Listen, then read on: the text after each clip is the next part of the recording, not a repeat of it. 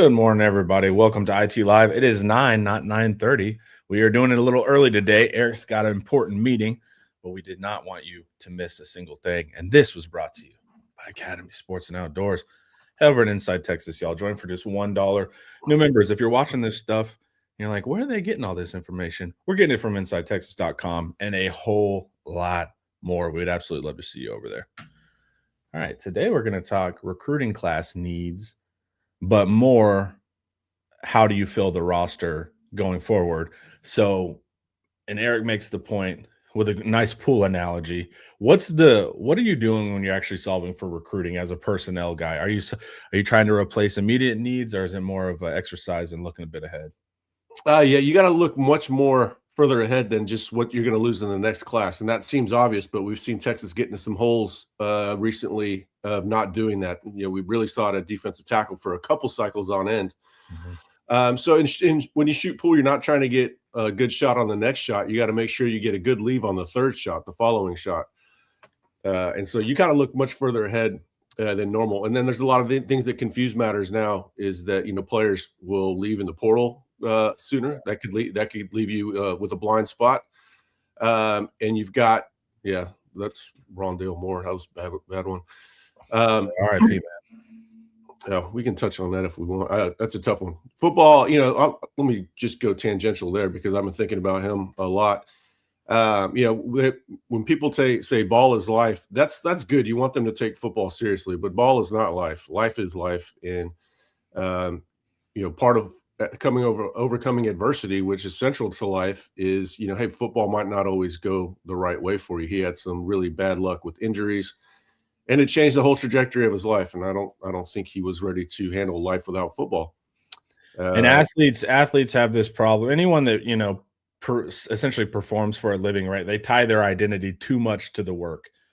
And that's why they can also really struggle after retirement. Like, who am I after retirement? It's like, well, you are who you always are. So, yeah, that's tough for anybody in that kind of industry they think I am a football player. It's like, no, you're this guy that plays football. Yeah, hearing ball is life is great because that tells you that they're focused. It's part of the mental eval, which we talk about damn near every show. But it's not really life. There's a whole lot more to life. Children are life. Once you have a kid, you know, there's just so much more to it. So that's really sad. He was always accommodating to the recruiting writers, really good personality. So that was a surprise. And we also lost a beloved IT member last week too. I think under similar circumstances, but more of just on the business side of life and, you know, financials. It's there's so much more to life than money, man. For sure. Let's talk. You didn't leave me with a great transition here. Yeah, no, I know. I'm like, how are you going to get into this? So I'm glad I don't have to do it. We'll just talk about. So let's just go hide them and talk about quarterbacks. The modern. So you always have to think economics now too. You know that you're not going to try to get elite at every single position in every single cycle. You don't really want the number one recruiting class unless you really have an old roster and you need to restock it with young studs. So, you know, got to change your mindset. That's why I was happy last year when I saw them make a concerted effort to start going with more bargain finds later in the cycle because you knew they were ramping up for the portal. So here at quarterback, it obviously filters back to Dia Bell and to a lesser extent KJ Lacey, but KJ is a little further ahead. Yeah. Dia is a 5-star. 5 stars. I don't care if their family was a rich former athlete or, you know, tangential to them like the Mannings. They still cost a lot. And carrying costs for quarterbacks add up pretty quick. So, you know, I'm glad they didn't get Kavian Bryant. And the old recruiting mindset would have been, oh, man, it would have been nice to have him on the roster, stash him, develop him. Hey, that kid's not going to sit around and get developed. He needs to play early. So he'll be the starter after Brendan. He's also just, to me, not a style match for Sark. He goes way more into playmaking than I think Sark would even. Yeah, but I think he's got the traits to develop in that regard. So again, it would fit more in a guy that you would develop on the roster for a couple of years, and then kind of, you know, then you get him kind of just being a point guard for the playbook. But you know, and he does have those point guard skills. He's a good basketball player. He's a great player. He's fun. Yeah, but I think he's going to be more of a freelancer early in his career, which, you know, Sark is never really looking for a freelancer. He wants people that can hit the shots he creates. So they like Kavian Bryant's traits, but it just was not, the timing wasn't the right fit. Maybe even the playbook wasn't the right fit, or at least, you know, for if he's going to play early in his career. You just can't have the carrying costs of somebody being that talented on the bench. And then, of course, you've got Texas Tech, who's going to be highly motivated to land them. So I think the addition of Tyler Knutson is exactly what they should have been looking for. Traits to develop, winner intangibles, and then just enough athleticism to where he can make something happen with his legs, or you can call his number on an occasional run just to keep the defense honest. Yeah. And when was our last number one class? The previous year? Yeah, the Justice Terry, the class that's going to look like the number one class in short order with Cade Phillips and Lance Jackson and Nick Townsend. But they had to have it. They had to have it. Yeah, but it's also like, too, you can get excited about the number one class, but also Sark, started cutting quickly too. The people didn't perform, right, or didn't get reps. So it's like, it's just kind of changed entirely how I think about recruiting classes. It used to be a little bit more star chasey, like you said, but now it's just pure needs. And then there's certain positions you want to pull, which will hit naturally. But it's like you set the floor, but I don't care as much about number one classes. Now, you can't have 50th ranked classes. I'm not saying that, but it's kind of changed the recruiting game flipped it on its head a little bit. That you have to be much more evaluation based. One last point on quarterback is that look at all the quarterbacks that are winning national championships that transfer. You can go find a national championship caliber quarterback through the transfer portal. We just saw it this past year. We might see it again next year with Dante Moore at Oregon. They got him from UCLA. So it's, that's another way to skin the cat. You don't have to. You can just really wait for a more experienced quarterback and add him. Carson Beck played pretty dang well, better than I expected, based on how he played the previous year at Georgia. Yeah. So you can always go for a quarterback. Then a lot of them transferred this past year too. And it's a only sheriff in town position at some level. The position bottlenecks, right? And somebody's got to go and somebody's got to start because ideally. So yeah, it's also just a unique thing that there's only one of them, and a lot of them have that kind of alpha mentality to it. All right, running back. What do we need to do here? Admittedly, I'm not as good on running backs for this cycle, so you can kind of take it away here on what. Well, I'm looking at needs first. I think they need elite in the class, and I don't care about. I don't always agree with elite based on ranking. Elite shows up to me on tape. I'll go my own way on it. Not that I'm always right. I've been wrong for sure. But Jonathan Brooks looked pretty dang elite, and by the time we had data on his senior season, we had heard, one OU source said they thought he was easily the best running back in Texas, and we felt really good about Brooks, just despite the fact that his recruiting ranking never really rounded into form. Ronald Jones was another one that he came on late, but once you saw the tape, you're like, goodness gracious, this guy is electric. How's he been hiding from everybody for so long? So it doesn't have to be somebody that's a super household name, but the traits have to be there. Obviously, everybody talks about Landon Williams-Callis. He is really fun, low center of gravity, pinball sort of running back, but with really good speed. Right now, that one's going to be tough to pull. But I do think they need elite. Part of that is, if either Raleek Brown is gone after this season and Hollywood Smothers could very likely join them. That leaves you with Derek Cooper and James Simon and Jet Walker. We're hearing good things about Jet Walker, which I go in there. We'll always add a little team insight if we have the information. But you've got Derek Cooper, James Simon for 2027. Running back is a position that can make an impact pretty early. Lathan Wissington out of Waco Midway this weekend ran a 10.56. And I didn't get the win number on that. It was windy throughout the state. He might have had a pretty good benefit of a tailwind. But there's good running back options out there. But also, there's wins allowed in football games. You're allowed to have win during a football game too. So. When I watch this tape, I think more of a 10.75 guy. But hey, man, 10.56 and 10.56 in February is you'd probably think that guy could get down to 10.3 if that's legit, or if he gets that wind again, because that's these track athletes loosen up throughout the season, especially as it gets warmer. They train more. 10.56 now is a really good number, and if he does another one like that, his ranking's just going to go up just by proxy of that speed. And the speed, I think, is an important factor too, for what Sark needs. Okay, so this one's a big hit that we need, and it doesn't have to be star chasing, just evaluation and fit. Yeah, we'll break down the fit. We'll break down the we got some names right there. Obviously, they'll stay on Landon Williams-Callis. Noah Roberts is a really interesting guy. And then we got Lathan Wizington. But I mean, there's other guys out there. I'm just saying, hey, these are guys to keep in mind that sort of fit what we're talking about. Wizington doesn't have the same ranking as these other guys, but then, I wrote this last week. He goes out, runs 10.55, 10.56, and he'll probably see a boost. But I want to see elite on tape more than I want to see it on his recruiting profile. Sugar Poppy. I actually didn't get to watch the game. I was at a family event, so unfortunately I missed the hockey game, but shout out to you guys. What were you doing? Fishing? It was 7:00. The game was at 7. The thing was amazing. Go to Peacock and watch it when you get a free chance. It was at 7 last night? No, it was 7 in the morning. Oh, 7 in the morning. I had no idea. I could have watched it then because I my whole family thing was from like 11 to like 3. I thought it was midday. I had no idea what time it was. It was amazing. That was so much fun. What was the score? 2-1. We scored on a all-time breakaway sort of goal. The guy had to make his own luck. Really, really great play. They tied it up. They really dominated long stretches. But the goalkeeper, Hellebuyck's probably the best player in the best goalie in the world. Kept America in it and Texas, and made an all-time save. And then they won it in overtime. America got lucky that they go to 3 versus 3 in overtime, but whatever. Yeah, I can go rewatch it, but yeah, everyone was super hype about that. It was a great game. I haven't been that connected with the Olympics this year. I don't know why. I haven't watched a live event. I've seen stuff on like YouTube afterwards, but I wasn't locked in this year. I don't know why that is. And when it's super far away, the time change really messes things up. But I usually just have it on in the background, and I'm also kind of a guy that spent some time in the snow, so I like it a little bit more than the average Texan probably.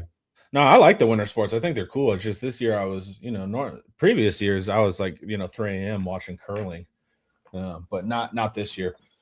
All right, we talked kind of quickly, but you said Jet Walker bigger than Derek Cooper, but I thought this note was interesting that you feel good about James Simon. He'll be a producer, but I don't know if he'll be a difference maker. Why not? Why not? Well, I just need to see more of him. I think he's going to be good. I know he's going to be good. He's a good inside-outside runner. He can definitely be part of a platoon. I don't know if he's a lead back that you're, truly breaking the bank for. I do like his overall skill set. He's got good hands too. He's a 3-down back. Like I said, inside, outside.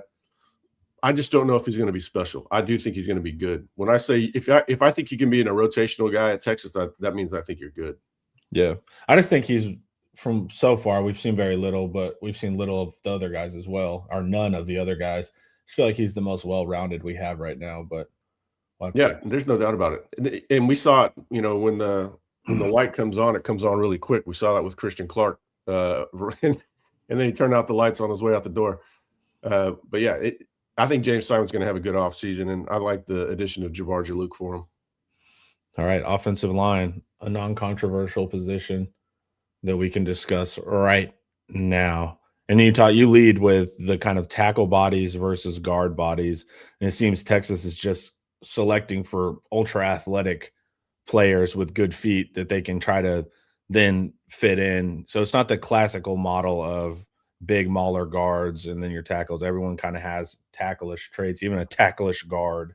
Yeah, there's a lot of tackleish guards that they're looking at right now. I think they've done a pretty good job of flipping the roster in the right direction as far as it was a little guard heavy. The problem with guards is, there's no real upside for them outside of guard, but a lot of tackles can play guard.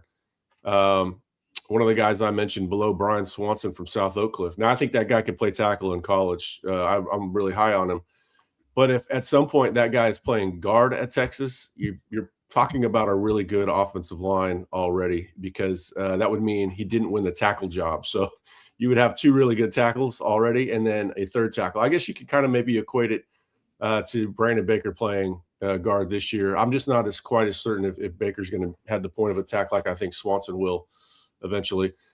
But yeah, they do need to find a true guard that is a higher upside guy. And again, it doesn't have to be a highly rated player. I really like Nick Robertson in this last class as a guy. He played tackle in high school, but doesn't really have the length for it.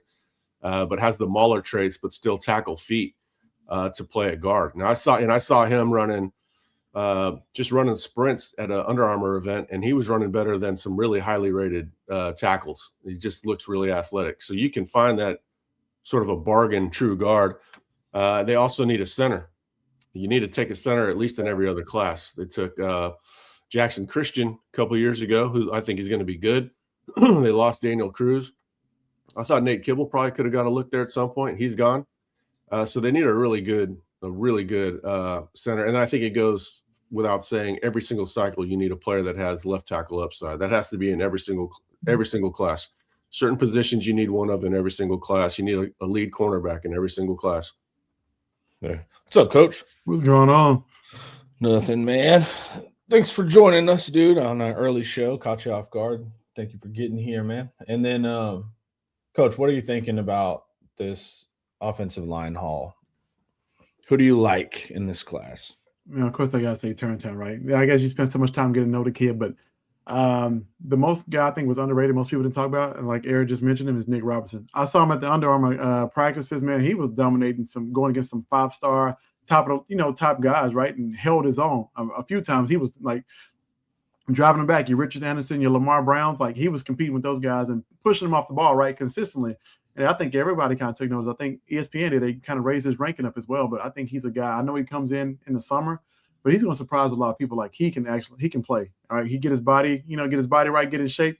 He's gonna be a player, man. I like Nick Robinson a lot. Yeah, we were talking about recruiting and what the class needs, and Nick Robinson kind of ties exactly into what I think they need. Another one of this cycle is the true guard. You don't want to take too many true guards. You want to take bigger, athletic guys. A tackle that's maybe doesn't have quite the elite foot quickness, but still has good foot quickness and is a tenacious blocker and has a good frame. That's a future guard. You like that guy because he's got so many different paths to the field. Some guys, like even John Turntine, could potentially play all 5 positions on the line. And then, you start to factor in brains and quickness with it, a guy that might play center. But if you look at these names here, the needs, I got Ishmael Kamara. I don't think most fans understand where that recruiting ranking is going to go. And it's good when they move up that fast, we think he's going to move up extremely fast. That's going to tell you a lot. He's going to command a pretty penny on the open market. Where's he out of? Well, he's out of Gilmer, but he's from France. Yeah. Oh, all right. He is okay. So I always talk about these 2 different types of tackles. You've got your dancing bear tackle, which was Kelvin Banks. They can get away with being a little bit smaller because they move so damn well. They've got great body mechanics, flexibility, hip bend, which all allows them to play with great leverage. And then you have your sliding walls, which were, the giant fat guys that OU had a lot of, Phil Loadholt and, Brown and just a handful of those guys. And maybe even you could put Cam Williams in there, although Cam Williams had really good feet, just was still raw. But Ishmael Kamara is a dancing bear that's built like a sliding wall. And so he's a unicorn. And I think everybody's going to find that out in the next couple months. Yeah, the kid's unreal, man. I'm going to watch this tape after this, man. That's exactly what I needed to hear. All right, before we hit tight end, let's hear a quick word from Academy. Fast one. Same-day delivery powered by DoorDash. Tight end, baby. Eric thinks that old Banks has been on a bit of a heater. And at first I was like, what do you mean by that? And then I kept reading the article. And then I was like, yeah, I guess fair point. So we got Jack Endries. Good pickup, underutilized him, but once again, I don't think that wasn't a Banks decision, right? Right. And then you add Masunis, who's finally a blocker, which we know I'm excited about.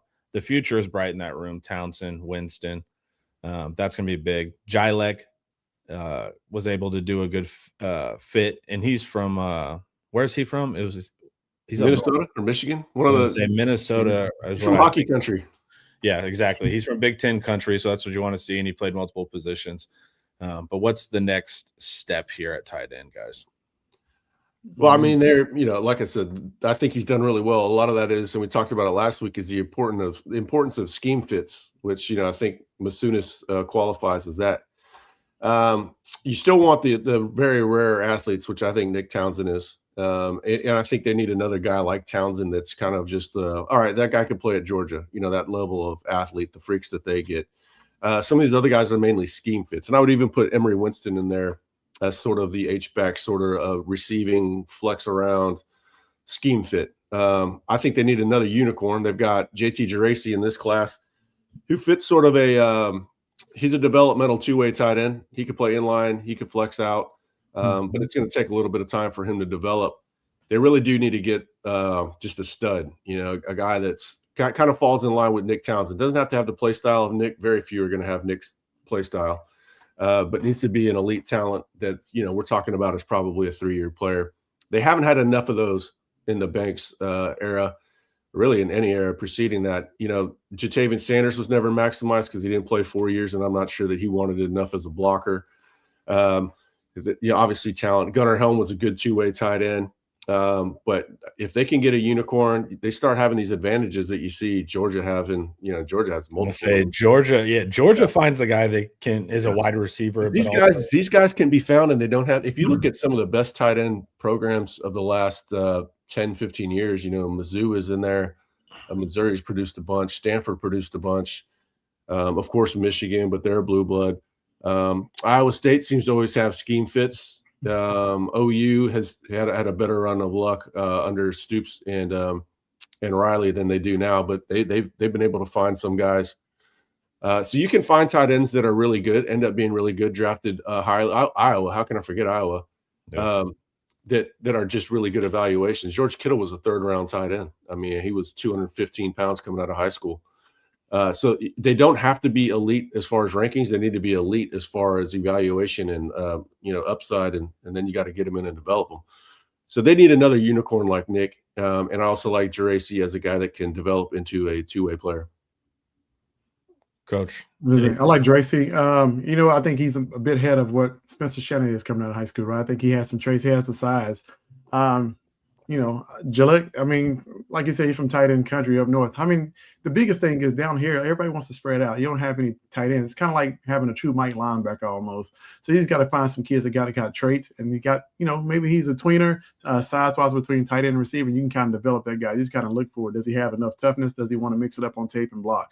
Right. So you got a few guys, but it's really hard to kind of judge. You really got to do your homework and find a tight end that can fit at the next level. But you just got to, that's why I guess you take two, right? You find a guy who can kind of flex out and do one thing, and a guy who likes maybe can slide inside and inline block. You look at Geraci in this class, and then you look at the guys that names to know, like Brock Williams. That's a Georgia tight end and probably can do both, right? The Zach Ferris kid. I saw him a few years ago at a UNLV camp when he came, man. He was a receiver, right? But he's grown into a tight end, but he was a physical guy. He wasn't burning by anybody, but he kind of fits and kind of what you're looking for. So that's a good evaluation. I kind of like the Ferris kid a lot. Yeah. You don't need pure speed with these guys. I mean, half the time, the scheme is why they're wide open. The coach does most of that work. So that's what we didn't see enough of this past year was, a lot of Gunnar Helm winning. Gunnar Helm had a good rookie year. So, I mean, he's an NFL athlete. He's just not an elite athlete. A lot of it was just scheme. He's wide open on a lot of those plays. You can sneak them off the line, or if they're in Gravedigger. I mean, there's so many ways. And you run them on so many crossers, they drop them naturally too. So, speed is great, but also it's the OC does half of the work at least if they're not mossing somebody being wide open, because you can have the fastest tight end, but he's not going to generally be faster than a safety or whoever he's matched up with anyways. Yep. All right. Wide receiver. And this is my thought too. You were able to anticipate my argument and defeat it, Eric. Good work. That's good writing. Why don't you just get him out of the portal? I mean, Cam Coleman was there. He was cheap too, man. I think we got him for like $45 or something. So why don't you just go get these? Why don't you just get these cheap, dominant NFL wide receivers all the time?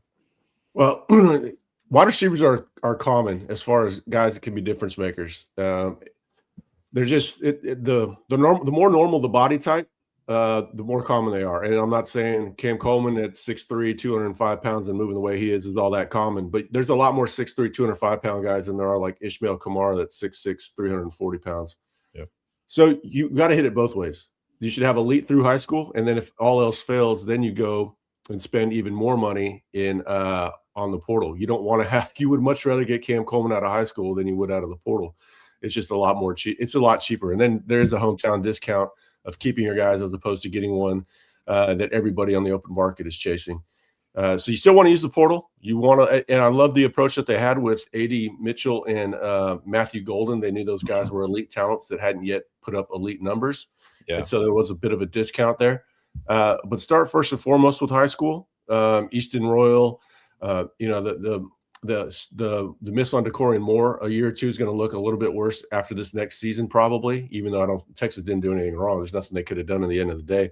But you want to get those elite guys while you have them. Now you've got a bit of a home field advantage with Easton Royal, even though he's going to take a lot of visits and schools are going to go crazy for him. Yeah. Bryson Thrower, I've got in here, is a guy that I've been watching the tape of, and I really like him as a bigger body. I think he's a better option than some of the other bigger bodies that they're looking at. And I think we're about to see his stock blow up. Charlie, didn't you just write about him, or was it Justin? No, I just wrote about him. Look, that kid's nearing 6'4", but he moves like a smaller slot receiver. Like, he's not your typical big guy, just win 50-50 balls, right? Try to body you up. Like, he can run routes. He'll run by you, but you kind of, it's kind of hard to, I don't want to do a comparison or anything, but man, that kid's a true, you put him on the opposite side of Easton Royal, man, you got something. Like, you got a double team kid. I guess you can call him like your 80 Mitchell type, right? 80's a bigger guy. I don't know how tall 80 was, maybe 6'2", 6'3". Yeah, but Bryson kind of fits like that. His frame is starting to fill out a little bit, man, but he's a big guy who can run routes and run by you too. Yeah, I'm a big fan of his. I hope he ends up in the class. I was looking at somebody else that Chris Jackson had gone to see during the open period, and there was no comparison between the two. So I'm curious to see if my evaluation on Bryson Thrower lines up with the stats. He does have an OV, and Justin, who's got pretty good sources on it, says that Texas is pushing pretty hard. So that's a guy I really like. Amari Stevens is committed to Miami. That's going to be tough, but Texas really likes him. And then Trey Moore. Yeah. Trey Moore's another NFL type of receiver, like NFL body type receiver, like Chris Jackson loves. You know what I mean? He's a bigger physical guy. He does have some speed. He can surprise people, but I like Trey Moore a lot, man. I like his physicality, though. That's a big receiver. It's a big kid. Eagles, I was down on Eagles coming out of high school, and not the kid I liked interacting with him. I loved going over to A-Leaf Taylor back in the day, but I thought he was a little stiff. Stiffness is not great in a receiver unless they are just phenomenal running verticals and mossing people. And so I think I rated Brennan like in the 20s. I had Caleb Chapman ahead of him, which caused a lot of uproar, and Caleb would have been damn good at not Eagles was a fan favorite, so that was dangerous move. Yeah, it was dangerous, but neither of them panned out, unfortunately. So I don't know Trey Moore like I knew Brennan Eagles. I need to look harder at that one. What do you like about his movement skills, Coach, on Trey? Trey's a thicker receiver. Reminds me of Cohen Brown a little bit, maybe taller Cohen Brown, but maybe not as fast as Cohen, but he's more agile than Cohen. Like I say, he's a big, your Justin Blackman type of receiver that was at Oklahoma State, right? He has that kind of body size, Dez Bryant size. He can go up and win the ball, but he'll run by people. He's dominated. He dominated this past junior year. He was scoring touchdowns, 3-4 touchdowns in a game sometimes this past season. So he's really, really come on. But I like the kid, strong hands, but he'll block on the edge too. Like your Emmett Mosley, he'll go drive a guy out of bounds. So I like his overall game. He just kind of has that kind of pro body size that Chris Jackson loves. You know what I mean? He can kind of do it all. We're going to have to see how the market materializes at wide receiver because Easton Royal, we already know that that's going to go pretty crazy, right? So what's the overall spend they're capable of having? Obviously, Cam coming off the books after this 1 year there's going to be some money to go around. Not that they'll repurpose all of it, but yeah. So the market at receiver always matters. You're not going to just fill up with 3 top 50 guys in the country, most likely, unless you're shorting another position, which probably then it's not wise. Because again, you can always backfill through the portal. But is this the hardest room to manage overall from roster standpoint? I know wide receivers are fairly available, but just the mindset of the receiver room, because that freshman thinks he could start right now. Is this room maybe the most delicate politically to manage as a coach? Well, I would say if you polled a lot of coaches, they would say yes. The way Texas has gone about it, maybe not so, because Chris Jackson has a certain type. He's looking for higher character kids. Yeah. Because number one, if you don't block, they don't want you. That's why I always go back to Isaiah Bond. Why didn't he play later on in the season? So he didn't want to block. So if you find a wide receiver that wants to block, you've already kind of won half the battle. That is a mental evaluation. Yeah, there's a selection bias going on with the wide receiver that's willing to block. Not all the case. Some of those guys are just a-holes and want to go out there and be physical, and they can still be divas at the same time. Yeah. But a lot of times they're team first players and they're easier to manage. Yeah. Coach, with your experience, you were never a wide receiver guy, but you got to observe wide receiver rooms. What do you think?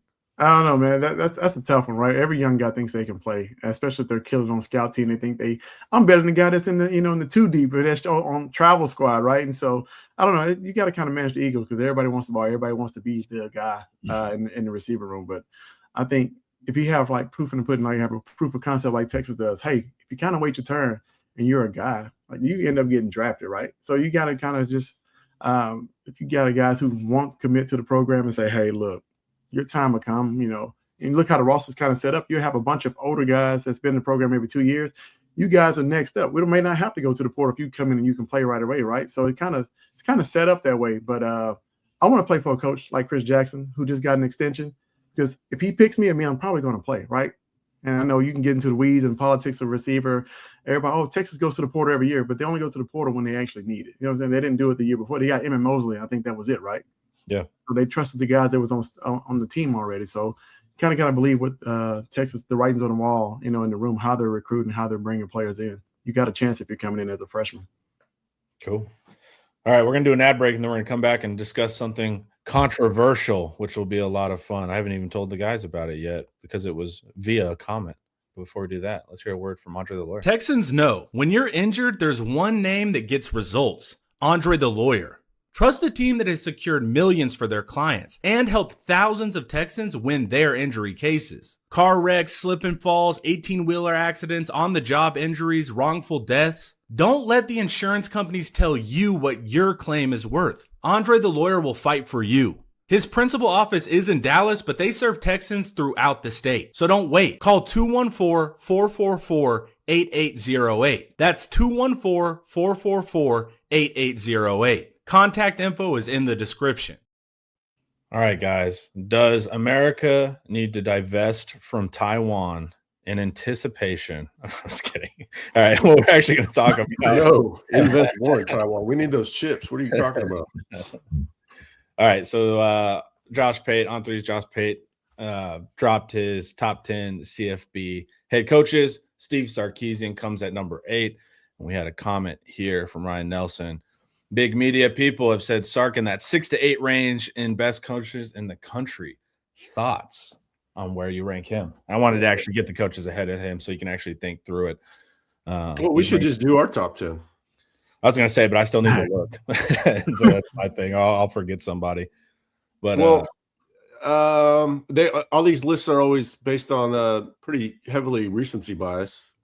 They're always they're always going to be national championships at the top. But once you get through the national championships at the top, I think that becomes more interesting. So when you get the Lanning, Freeman, Kiffin world, so DeBoer over Sark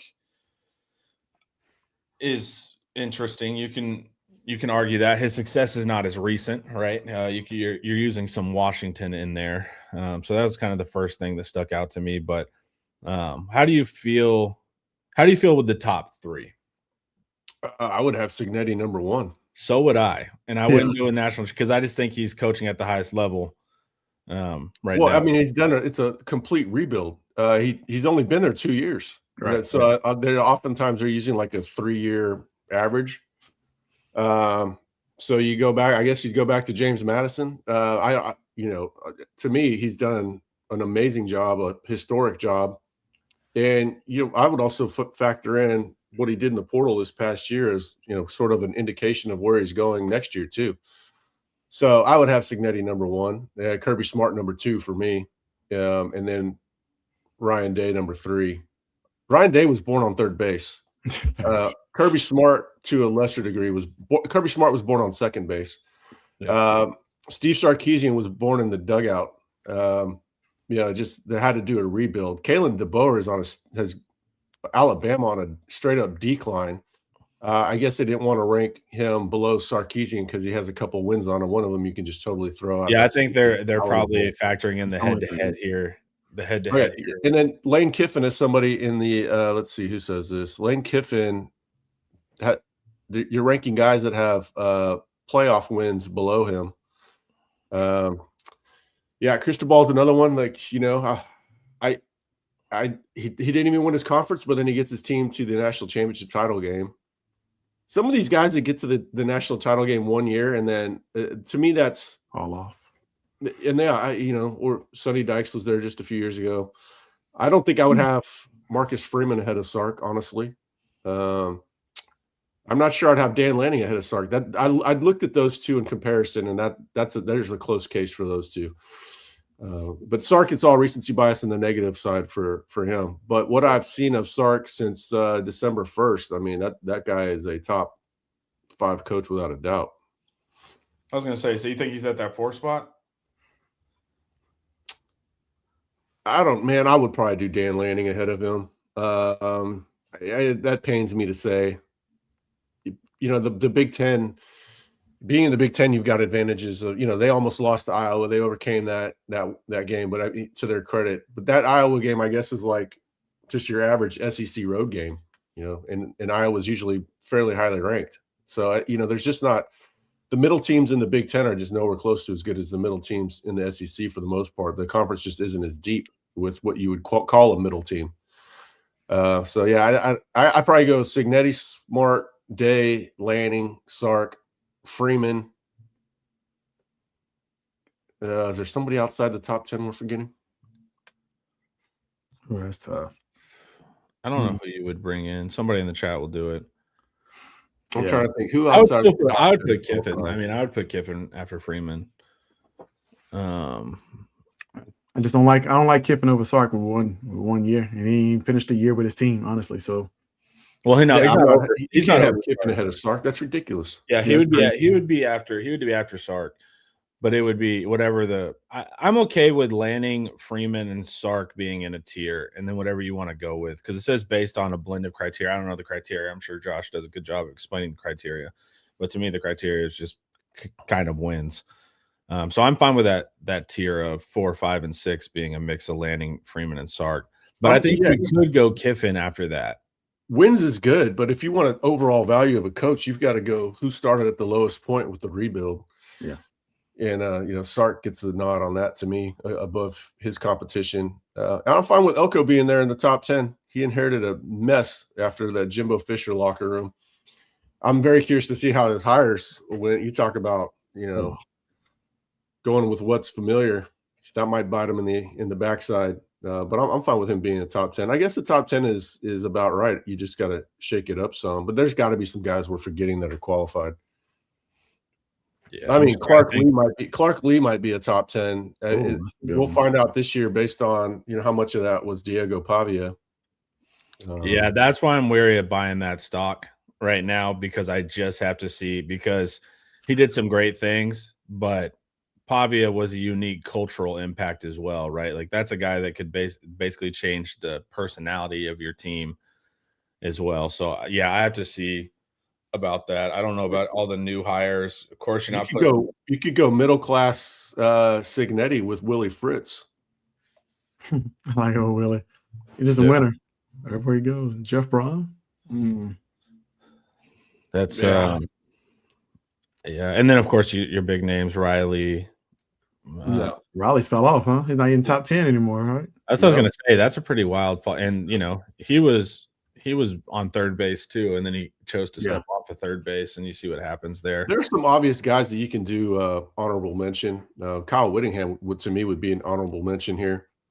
And it's interesting to see what he's going to do in Michigan. They've got some pieces to win pretty early in his time there. Yeah, Lincoln Riley fell off. Lincoln's in a great situation. He can't get anything done there. Right. I love it. He can just figure out defense, man. I mean, that's all. That's the bit. And it's culture, though. Culture is part of the problem that he has on defense. He's never had that. I was never really worried about him winning a national championship at OU. I was. A lot of people. Something about his offensive sensibility doesn't translate to a tough team, right? And so, which is weird, because I wouldn't say his offenses are like super soft or finesse. Like they always had good offensive lines. They ran power, so it's not like his offenses are soft. But he just can't figure out that. Focus on it. He runs the top 7-on-7 that doesn't hit in practice. I don't know about their hidden schedule, but it's just sometimes you see those offenses that are like everything is empty and everything is 10 personnel and they're not heavy runners. But that's really not Riley. Like they do run heavy and they do 12 personnel. So I don't know what's going on there. What about Brent Venables, guys? He had a hell of a year last year. How is he not top 10 here? Yeah, I wouldn't have him. He did. They did. I mean, I'm not. He can't. He didn't win me over in any way, but he surprised me. That like he's had a couple of really good road wins, and it was that win in Alabama that really sunk Texas as far as making the playoffs. I thought. They do have this scrappiness to them, right? Like they're going to win a couple of games that they're not picked for. He's the opposite of Riley, right? If he could just figure out offense at a base level, and not just be like fundamentally flawed on offense, then I think he can do something too. But I'm really not that mad at this list. And like I said, I think Sark at 8 is, if you're solving more for last year, if you're using a recency bias, which you technically are with a 3-year, but if you're using 1 year of the 3-year recency bias, I think you could do that. He could. I'm teeter-top between him and Lannon though, because Lannon I feel like Oregon gets blown out when they get. Sark still had a 10-win season, which is wild, right? If your floor is like an offense that didn't work half the year, and then your defense breaks in the back half, and you still win 10 games, and you still win 10 games. I mean, that's a pretty impressive floor, and so I agree there.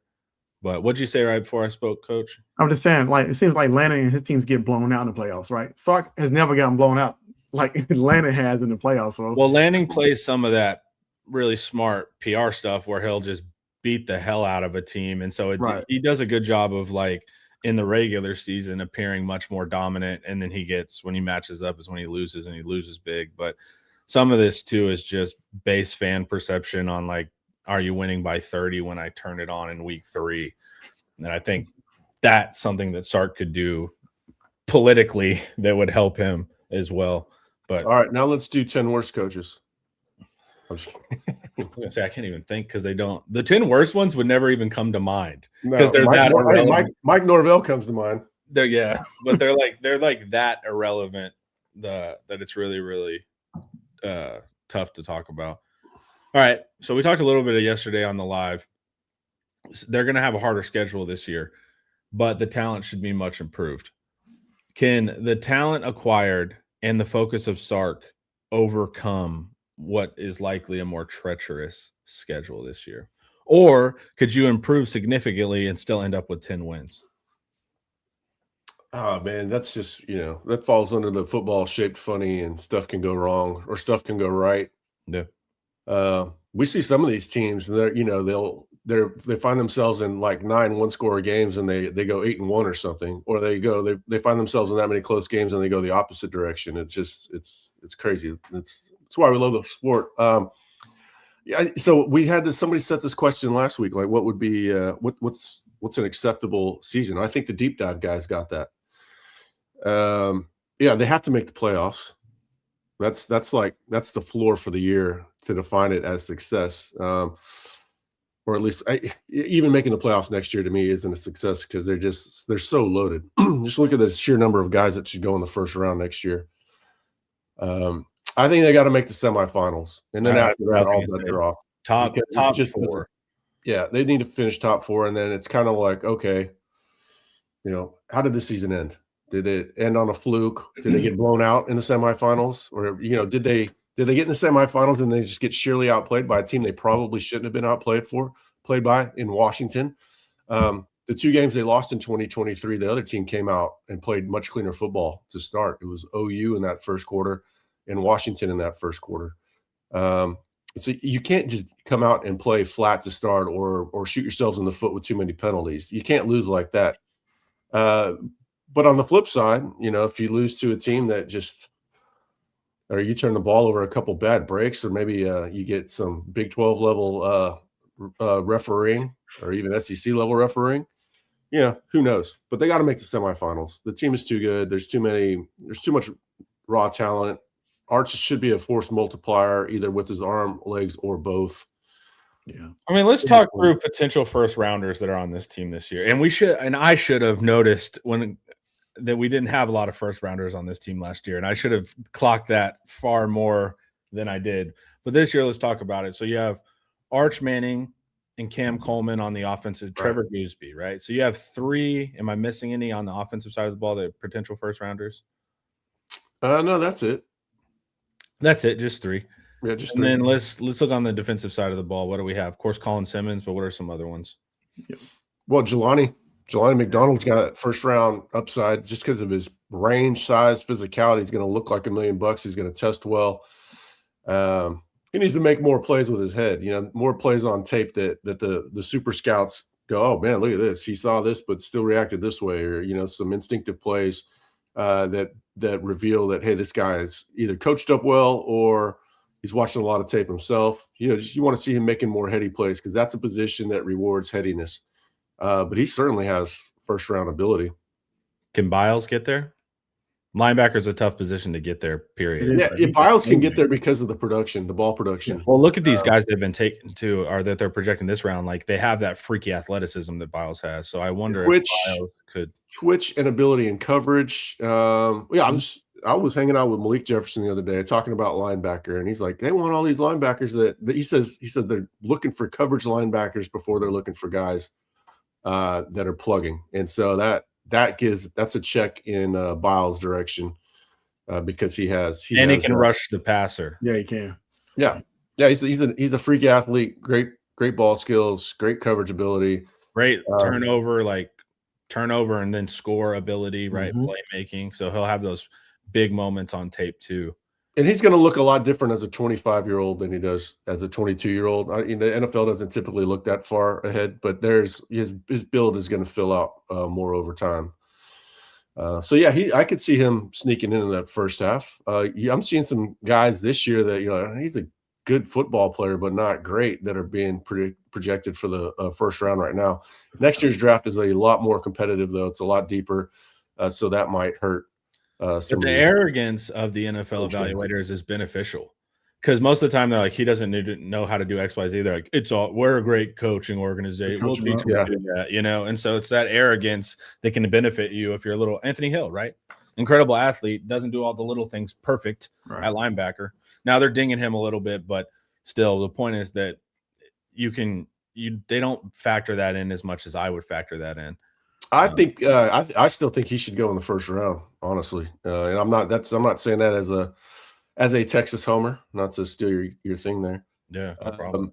I watched I watched a lot of the 49ers, and they've had really good linebackers the last 15 years. And I watched those guys in college. I watched them in the pros. I see a lot of Anthony Hill in what those guys do. But Texas could have 5 first rounders, right? We could. How do you guys feel about Hero Kanu if he has like a really great year?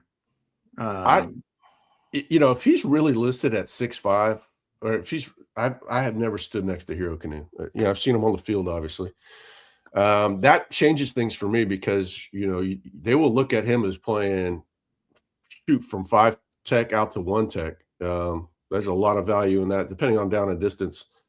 And then Hero is going to win people over in the interview sessions. I think he's going to have a high floor for the NFL. I just don't know what his ceiling is. They still want you to, get after the rusher. With his body type, he's going to have to get pressure. He's not a guy that's going to sit there and take on, 2 NFL guards. I don't think a lot. So I think he'll probably be a second rounder. But yeah, exactly right. That's why I think Texas needs to be in the semifinals because we're 5.